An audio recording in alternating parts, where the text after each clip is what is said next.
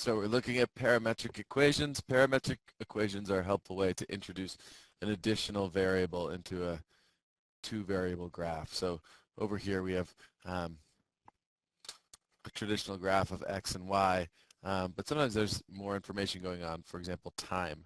If you've studied physics before, you certainly would have used these parametric equations. So the idea is this. We say that x is a function of time and y is also a function of time. And then we can, as an example, have such equations. So x equals t and y equals 1/2 t squared. In both cases, x and y are both changing as a function of time. So if we spell out a little bit of a data table to think about what's going on. So we have time going on by incrementing by 1 second, and accordingly our x values, well, x just is t, so x is as such, and our y value is 1/2 t squared, so we're going to get 0 and 1/2, 2, 4.5, and 8. And then what we can do is we can plot these points, and we're going to plot them on an XY graph, but we recognize that each point contains more information than your traditional XY graph, because the point 0, 0, our point 0, 0 is not just x is 0, y is 0, but it also includes the information time is 0. And our point 1, 1/2, this point is not just 1, 1/2, but includes that additional information that our time is 1 second. So as we plot these points, the next one being 2, 2, and then 3, 4.5, and then 4, 8, which is going to go off the page, we start getting a quadratic equation. But each one of these points, as I mentioned, contains more than just the xy value. It's also associated with a time. So this parametric equations then allow us to graph three variables on a two-dimensional space, which is kind of a cool thing. A couple just definitions. The points. See, the points are x, y, and each of those points are in terms of the parameter t, and when we get a collection of those points, they're defined on a plane curve. And so that's just language that's associated with when we're talking about parametric equations. So a couple skills that we're going to need to learn. One, how to go back and forth between parametric equations and standard rectangular equations. And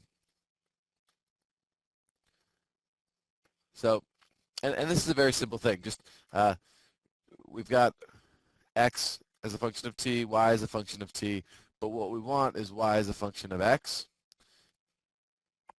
So we solve x for t, and then we substitute. And for this particular problem, it's pretty much been done. We know that x equals t. So everywhere in my y equation where I have a t, since x equals t, I can just plug that in. And y as a function of x gets me 1/2 x squared. And then, the equation that goes, or the graph that goes with that is, my flattened out because of the 1/2 quadratic, 1/2 x squared. And that's the same graph that we were getting if we look back a page when we plotted each of those points individually and then connected them. So that's converting between parametric equations. A slightly harder problem, but not so much. If I said x of t equals 3t minus 1 and y of t equals e to the t, well, same thing. We're going to go to my x function, solve it for t. So we have x plus 1 equals 3t divided by 3. And once you've solved the equation for t, substitute in. So then we get y as a function of x becomes e to the x plus 1 over 3. And really, just to kind of make it clear what we're doing, we made t as a function of x. T as a function of x was this. So what we did was really a composite function. You know, y as a function of t became y as a function of t of x, which made it y as a function of x. Okay, as far as your calculator is concerned, being able to graph on parametric mode, you know, if you get your calculator out, and what you need to do is turn on the parametric mode. So go to on, and this works for the 83 and 84. For Inspire and 89 calculators, we'll have to show you another way. But anyway, so we go to mode, and we want to go down to parametric equation. So there's parametric, turn it on. And then when you go to y equals, now it's going to be in parametric. So we want to graph t, and the t button is this one right here, and 1/2 t squared. And so once you graph that, always, always, always, we need to look at the window. And so what the window says is we're going to start with t being 0. So time is 0. And just to be consistent with what I have over here, let's go up to t equals 3. So let's just imagine that we're talking about you know, time and maybe either distance or velocity or something like that. So we're going from 0 seconds to 3 seconds. And then how many steps you want to take. So how many different points do we want to generate? Let's generate a bunch. Let's look at 0.1. So we're going to look at every 0.1 second, how much we're going to get. And let's see, our x minimum, this is our window. Let's go to -2. Our x maximum, let's go to, our maximum x, when we put 3 in, our maximum x will be 3, so let's just go to 5. And then we need to make sure that our y's are good. Well, our y value at t is 0 is 0, and at t is 3 is 4.5. Yep. So let's go from -1 to 7, just so that we can capture it all. And now let's press graph. And there it is. These are a bunch of different points, and I could plot along. And notice now, when I plot, I've got my time, x, and y. And as I go, each point corresponds to 3 pieces of information: my time value, my x value, and my y value. It's pretty cool. So that's how you use the calculator to do parametric mode. Now what we want to do, and we already looked at this already, but is to put these two together, which is to graph a parametric equation and eliminate the parameter. So in other words, eliminate the parameter means get rid of t. So let's see what that looks like. You've got this equation. It says graph the following, and the hint that we have here, we don't need this hint for the graphing piece. So we're going to graph that function. So it's just as you would think. You go into your calculator and put in cos of x, or cos of t rather, and cos of 2t, and we'll see what we get when we graph it. So make sure, let's go to our window. Let's think about what t minimum, let's go from time equals 0 to time equals, let's go to 2 pi.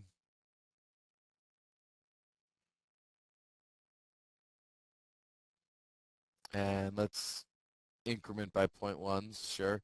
My x value, x is defined by cos of t, so the smallest it could be is -1, and the biggest it could be is 1. So let's just go from -2 to 2. And similarly, my y value should also go from -2 to 2, just giving some buffer room. And let's graph this, see what it looks like. Looks a lot like a parabola. Let's try to figure out why. So that's what the graph of this looks like.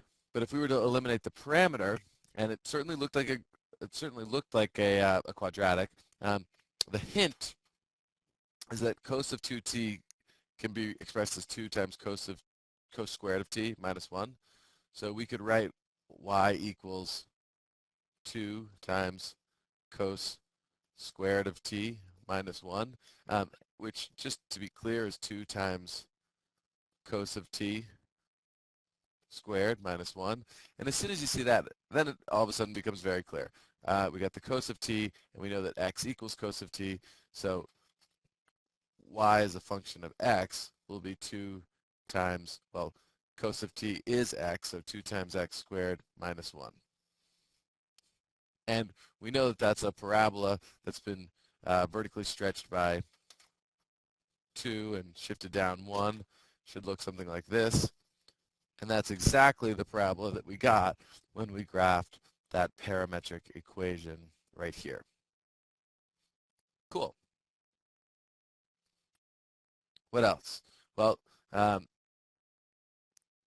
about this? Sketch the curve defined by the parametric equations x equals cos squared theta, y equals sine squared theta. So we're going to graph this parametric equation, and then we're going to try to eliminate the parameter. So for y, we've got cos of t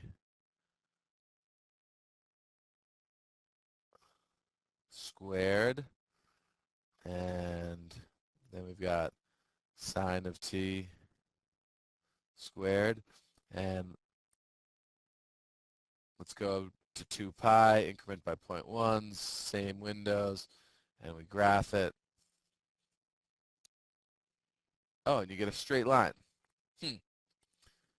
Interesting, straight line. What's that about? Well, let's think about what that means. If we were to, well, let's first take a picture of this graph.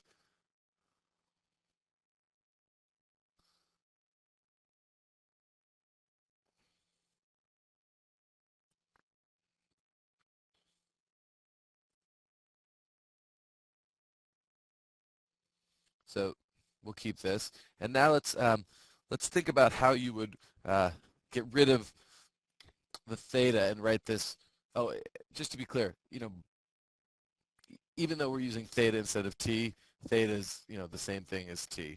But we want to get rid of theta. We want to express y in terms of x, not y in terms of theta, x in terms of theta. So this is what we want to get to. And so what we can do, we have x equals cos squared theta, y equals sine squared theta. What if we just added these two equations up? We'd get x plus y equals cos squared theta plus sine squared theta. Well, cos squared theta plus sine squared theta, well, that's just as 1. So you get x plus y equals 1, which, if we simplify, is y equals negative x plus 1, which is this graph that we got here. But let's talk a little bit about why is it limited between the domain 0 to 1 and the range also 0 to 1? Well, that can be answered if we look at how we define x and how we define y. Because we know that cosine theta goes between negative 1 to 1. That's its range. But if we're squaring it, then it's only going to go from 0 to 1. And that's why my x values are just going from 0 to 1. And sine theta, the same thing. Sine theta ranges from negative 1 to 1. But if we square sine, it's going to range from 0 to 1. So that's why my y values go from 0 to 1. And hence this graph, which is negative x plus 1 under the following domain and range restraints. Cool.